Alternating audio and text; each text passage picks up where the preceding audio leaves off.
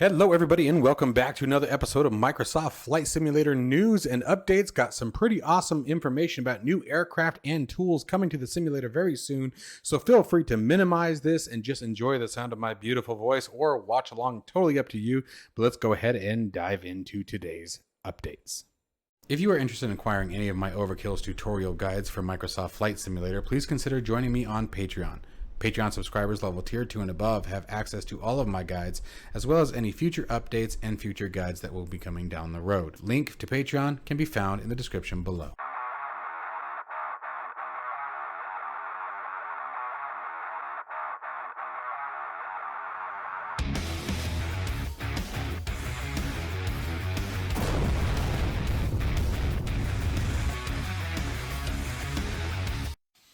All right, so first up on the list is the TFDI Design MD11 progress. Now, this is something that I've been following very, very closely. I cannot wait to have this at my disposal, if you will. But they're bringing a Pack X expansion. Now, the Pack X expansion obviously brings the further immersion of the cockpit and the aircraft to life. You're going to have now new voice packages, everything from English, being the UK, Australian, Spanish, German, French, Mandarin, Mandarin, nice, Mandarin, Japanese, Portuguese, and Arabic. We don't have a release date for the Pack X expansion pack as of yet, but they're looking at Q1 of 2023. Now, the MD11, this is where it gets a whole lot more interesting. The MD11 itself, they have confirmed that much of the autopilot functionalities is already complete. Interior and exterior textures and modeling is basically done. A lot of the system integration is now being worked on, as well as refinement, obviously, of the overall flight model. We also have some pretty awesome screenshots of the cabin, which is looking very, very, very nice. Definitely bringing that old nostalgic look. I hit the wrong button there of the MD11. I know that she's still flying today, but she's not what you would call a brand new aircraft. So it's kind of cool seeing that very old textures. I mean, this looks like something from like the 1960s and 70s era that you would see in one of these aircraft. The MD11 is a massive aircraft. It is a gigantic beast, in my opinion. I'm personally more looking forward to the cargo aspect of it. I think it's going to be a lot of fun dropping that FedEx livery on it and flying it from there. I think it's going to be a lot of fun doing those particular kind of flights with it, but it will definitely be nice just having a different aircraft than the Airbus and the Boeing coming to the simulator for those big long haul power flights. So it's going to be really exciting for me, especially with all the guides that I create. I'm really looking forward to the MD11. I think it's going to be a ton of fun. Another big one, SimBrief may become a thing of the past, guys. Now, Navigraph Charts is already absolutely fantastic, and we know that Navigraph purchased SimBrief, so they're sort of the same entity now. But they're definitely very much still split. You can tell by the way that the application works versus the way that the website works. Now, Navigraph Charts 8, this thing is absolutely going to blow our minds, I think. I remember when we first did the initial video when they initially announced it, it was definitely one of those things I was excited about. I use charts on every single flight that I do. I always have Navigraph Charts up. I love it. I think it's a fantastic application. But one of the things that I have always found that was slightly lacking, or not lacking, but from an end user standpoint, someone who isn't a professional at this kind of stuff, was just the overall functionality, being able to use it as an all-in-one tool easily and understandably. Guys, make sure you check the link down in the description below. Come down to this article and watch the YouTube video that breaks down some of the new features that are coming to it. Everything from airport layout, and what I mean by airport layout is a very accurate, very nice rotation of the airport based on the taxiways and the position of the aircraft. Your VFR, or not your VFR, excuse me, your IFR SID and star planning has gotten significantly better with a very, very clean user interface that gives you the option to sort of move around from, whether it be transition point, star to star, and really see what that route looks like. So you can start planning your own flights rather than laying it all out to, for example, SimBrief, where it sort of picks it for you, and then sort of having to wiggle around to see which one you want to do. Now, the new one obviously does still have automatic SID, star, and route connection, or connection if you want to go that route. However, they've made it very, very easy to to sort of plan your own flights and plan the routes that you want to take based on the most accurate and up-to-date nav data. And I think from an end user standpoint, that's going to be a very cool tip or addition, I should say, providing you with the tips and tricks, I should say, to sort of plan your own flights. And that's something that is definitely lacking in the sim today, is understanding, how can I connect these two dots comfortably and accurately and more suitably for my particular flight. Obviously, again, using the automatic route configuration, it will use the latest SID stars and routes from point A to point B if you wanted to just do that. But what I mean by it's going to replace SimBrief is if they create a way using this application to integrate directly with the aircraft as we have with SimBrief now, it's going to be a one and done shop. I'm really looking forward to it. Now, I've only barely touched on the features. It has an absolutely completely new UI look, charts overlay. So when you actually map or mouse over something, it will actually pop up the chart so where you can see the chart.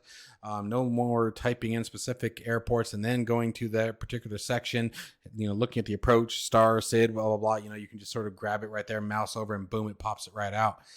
Really slick, dudes and dudettes. I am really blown away by this, and I cannot wait to see this one firsthand. No release date that I could find as of yet, but it is in the beta testing, which is a really big sign and a really good sign for us that hopefully, who knows, within the next few weeks, few months, who knows, but hopefully beta testing means that they're getting close to giving it to us. So cross your fingers. I am really blown away by this. Really looking forward to this. It'll be a very, very handy tool based on what I'm seeing. I think it's going to be really cool. The Orbix PAC P750 has already received a pretty significant update, guys. The PAC 750 released just a few days ago, $38.37 Australian dollars that you can purchase it through Orbix. They've done pretty good with the changelog. They've added integration with the GTN 750, tweaked added the exhaust heat blur effect. A user guide to the package, which is a big one. You guys know how I feel about user guides. The auto start functionality has been adjusted, as well as many other things in regards to the different variations of the 750 and weights and balances, flight modeling, and pilot modeling, as well as some improved overall quality of life features in the aircraft. They've also fixed quite a few bugs that they've listed here in the changelog. If you guys want to come to this page and check it out, the link will be down in the description below. The 750 is a pretty impressive little aircraft. I was watching some other YouTube videos about it before I purchased it. It was just one of those ones that I wasn't quite sure which way I wanted to go, but we will definitely be picking this aircraft up and doing a review on it later in the week. We have quite a few things coming up this week, so it won't probably be till either the weekend or a little bit after, but this aircraft will hit the channel if you guys are interested in holding off until then. Stepping over to the Just Flight arena, we have the some updates on the F28 F7100 series. So 2 different aircraft, 3 different versions, if you will. On the 100, we have confirmation that the interior model and textures are all complete. Exterior model is done as well. Now they are actually just working on a lot of the liveries that are supposed to be released with the initial packaging. Again, that's listed here on the article if you guys want to come check it out. So it sounds like progress on the 100 series is working pretty quick. Now on the F28, a bunch of more information has been given. We have screenshots here of the cockpit's new textures. There are 8K textures, night lighting, as well as a bunch of information based on the different variants that are going to be coming out. I think the textures look absolutely fantastic. But then again, I've never had a problem with Just Flight aircraft. I think they do a great job with their modeling, both inside, outside, and the flight model. I'm really excited for all these aircraft that are starting to come out for Just Flight. I was really excited to hear about the 747, but the F28 and the F100 series will definitely be aircraft that I'll be picking up. Again, completely unique, completely different to anything we've ever seen. Not your standard aircraft that we see a whole lot. So it'll be fun to have something completely different added to the simulator. Each of the configurations will have their own emergency exit and fuselage configuration. And then Just Flight also confirmed that optional hush kits will be included with the release, along with various operator liveries, so we can enjoy obviously the aircraft, as you would see it around the world. Really excited for all of these aircraft. Just Flight is going to take a lot of my money, I think, in the coming year.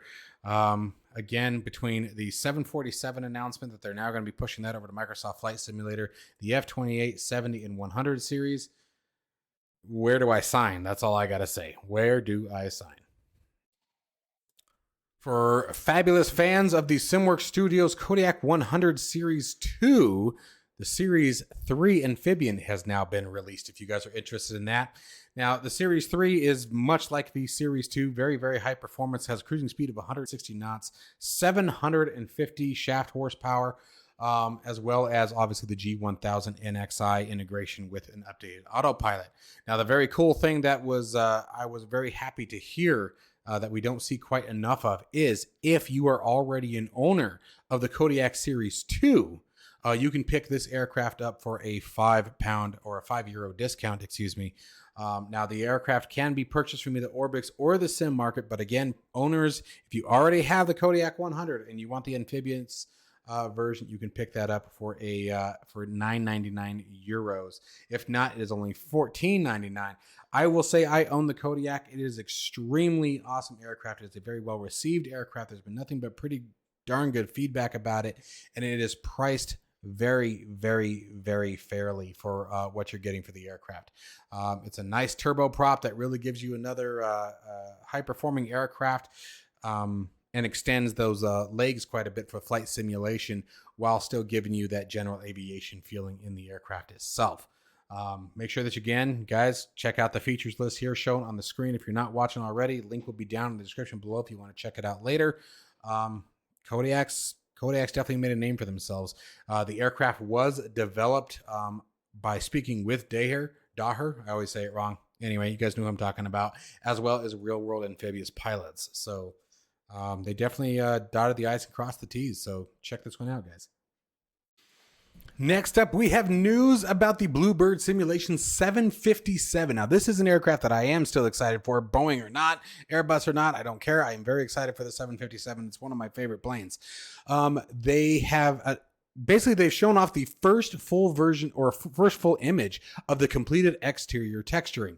Now, this looks absolutely gorgeous. I mean, it looks absolutely amazing. I am super, super excited for this aircraft. Now, we're going to have a couple of different options. You're going to have the Dash 200 and the Dash 300, which is basically an extended version of the 200. Basically, just the fuselage is a bit longer, offering more, obviously, cabin space. You're going to have both winglets and non-winglet options. It's going to come with the Pratt & Whitney Rolls-Royce engines. And then there will be a cargo variant, which this part, I'm not sure how I feel about it. The cargo variant will be available, but as an expansion pack, which tells me now what they haven't said is whether or not you will have to purchase this expansion pack. If you have to purchase the expansion pack for the cargo variant, I kind of have an issue with that, but I guess we'll see. Time will tell. But some of the other images that they do show off today is some very detailed images of the landing gear. Now, most people wouldn't, or nose wheel specifically.